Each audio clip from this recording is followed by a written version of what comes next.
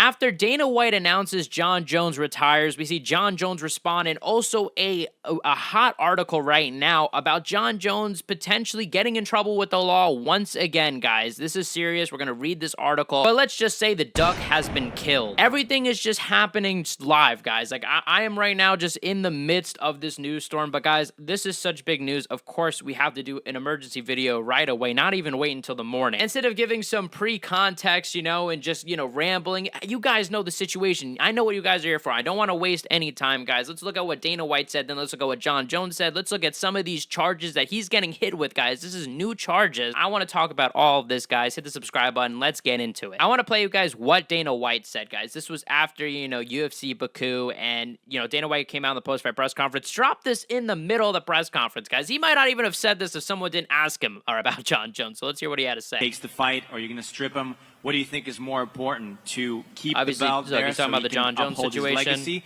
or we move the heavyweight division, take the title away from him? Jon Jones called us last night and retired. Jon Jones is officially retired. Tom Aspinall is the heavyweight champion of the UFC.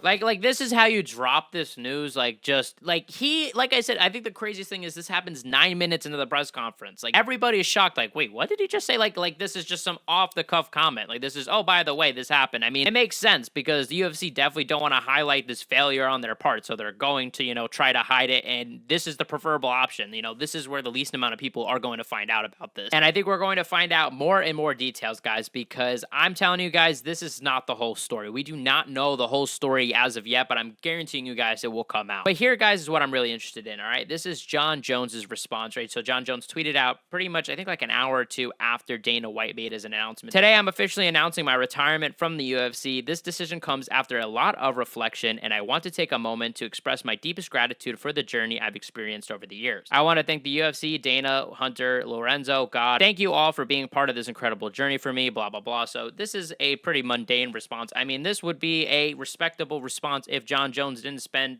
a year pretty much, ducking Tom Aspinall. I mean, seriously, fighting a guy in Stipe. Aspinall's career has literally gotten cut like 2 years of his life, guys. This guy is in his prime. Think about where he could be if this guy in this time, let's say, even just defended his title 4 times. Look at where Merab is, right? Like, look at how Merab has improved since beating O'Malley. He has way more fans and way more popularity than he ever has. Think about what Tom Aspinall could have done with main event pay-per-views, with maybe fighting in London as a main event a few times, maybe getting more publicity. This is what Jon Jones has robbed Tom of, right? And I know John's going to say, I don't care. Well, that is the problem, right? I mean, you could say you don't care, but that doesn't mean we don't have to care. Jon Jones also just tweeted out saying, I'm completely overwhelmed right now. I love you guys so much. Thank you. And I'm going to get into too, because Tom Aspinall actually just posted something too. Like I said, there's so much breaking news. But what we're really here for is this article released by the Albuquerque Journal, right? UFC champ Jon Jones retires, hit with another criminal charge in Albuquerque, right, guys? This is a new criminal charge. As I said in the beginning, guys, like, it's insane. And when you hear about these charges, it is nuts. I'm going to break it down. I don't want to just read verbatim the article. I will tell you what it is because, yeah, you need to hear this actually as a story. Jeff Grammer, credit to him for actually breaking the news on this. And we are hearing, that he has a summons in court for him. I believe it is for July 24th is where he has to appear for bond arraignment, right? But he is getting a misdemeanor charge of leaving the scene of an accident back in February, guys, which is a complete joke. We're going to actually break down the details because we have all the details from the report, and we're going to break that down. But seriously, Jon Jones didn't learn the first time. Like, remember when he fought Daniel Cormier and he put on the whole act of, oh no, I'm a changed guy. I've learned from my mistakes. You know what I mean? I've come back, I fought back, the steroid use, and I'm a good guy now. Yeah, right. I mean, we're literally seeing time and time again, this guy fuck up, this guy be literally a terrible human. And obviously this is all allegation, but I mean, when there's so many allegations, it gets to a point where you have to wonder, like, is this all just a coincidence or not? The criminal complaint stated Albuquerque police officer was investigating a traffic crash near San Mateo and Lomas when she came across a woman in the front passenger seat. She exhibited signs of a significant intoxication and lacking clothing from the waist down. Now, essentially, this woman from here tells the police officer that Jon Jones was driving the car, and after they got into the car accident, Jon Jones fled the scene of the crime, and the police officer says, okay, well, why don't you call Jon? Why don't we go talk to him so we can maybe sort this whole thing out, okay? So then she calls calls Jon Jones, and Jon Jones answers and is extremely drunk on the phone, clearly drunk, the officer could tell. And what Jon proceeds to do is fuck up the situation even worse by implying threats, guys. Now, it doesn't say the exact threats or what he said, but basically it says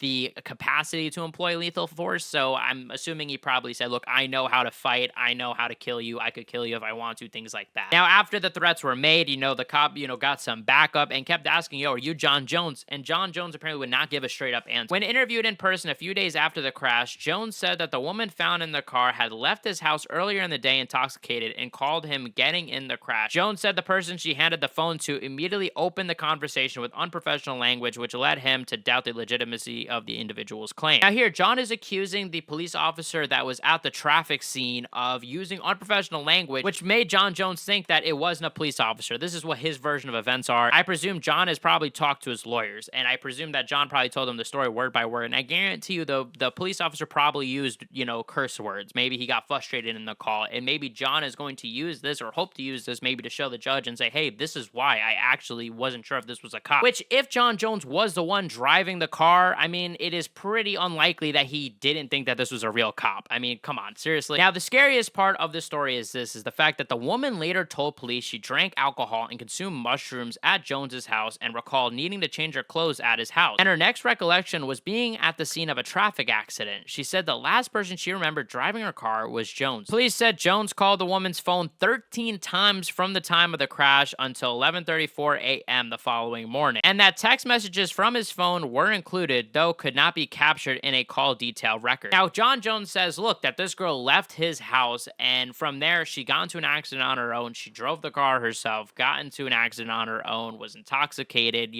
somehow just started driving with no pants on, yet for some reason called her 13 times when the crash happened to 11:34. I mean, seriously, so what was the call about, huh? What did Jon Jones want to know if he left like his AirPods in her car? I mean, what is the reason for this? And it is scary to hear something like this, man, to hear that this girl is saying, look, she was at Jon Jones's house, and I assume this is not his fiance. I'm going to probably take a bet and say that it's not his fiance. I don't know what's worse, guys, if you're Jon Jones's fiance. Is it worse to find this out that, Jon Jones was with this mysterious woman with no pants taking drugs at his house? Or is it worse to be the fiance that Jon Jones up and abandons and throws under the bus for the police to say, yo, no, she was the one intoxicated in this situation. She was the one driving, get her arrested. I have a feeling, though, it probably isn't his fiance, guys. I mean, I don't know. I mean, I think they would have stated that, but maybe they can't actually reveal her identity, without her consent, technically, because she isn't, like, the perpetrator. And another thing about this report, guys, I mean, it is consistent with other Jon Jones stories. I mean, Jon Jones has gotten to a hit and run before, hit a pregnant woman, left the scene of the incident, right? And this is a similar incident where there's another car accident. We don't know exactly who was in the other car yet. I assume maybe we'll get those details soon. But another similar situation, right? This isn't like, oh my God, Jon Jones got into a hit and run. I would have never expected that. No, this is very on brand for Jon Jones, sadly. Jon Jones also had, incidents of violence, allegedly beating his fiance at one point. And I think most of all, what is most damning is last year when, UFC changed their drug testing system from USADA to, drug-free sport. They went to Jon Jones's house, and one of the agents alleged that Jon Jones started threatening violence. She made allegations that Jon Jones took her phone and started making threats towards her. And Jon Jones, I believe, had to wind up paying a fee for that. So this is all very on brand for Jon Jones allegations. Obviously,